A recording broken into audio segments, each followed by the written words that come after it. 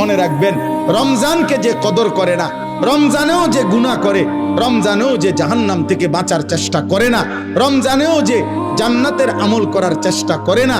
ভাই আমার, ছেলেরা আমার, বাবা আমার, পর্দার আড়ালের মা বোন আমার, সবাইকে এই শেষ কথা বলি। আল্লাহ রসুল বলছে, জিব্রাইল আইসা রমজানের শেষ দিন নবীজিকে আইসা বলে গেছে, ইয়া রাসূলুল্লাহ, এত বড় রমজান পেল, ইফতার, সাহারি, তারাবি, এতেকাফ, শবে কদর, প্রতি ঘন্টা মিনিটে এত মাফ নেওয়ার সুযোগ থাকার পরেও যেই নাফরমান জাহান্নাম থেকে বাঁচার চেষ্টা করে নাই, গুনাহ থেকে আল্লাহর কাছে মাফ নেয় নাই, জান্নাতের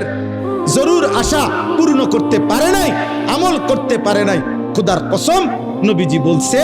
জিব্রাইল আইসা বলছে, ইয়া রাসূলুল্লাহ, এমন নাফরমানের উপরে আল্লাহর লানত, আল্লাহর লানত, লানত, লানত। নবী বলছে আমিন।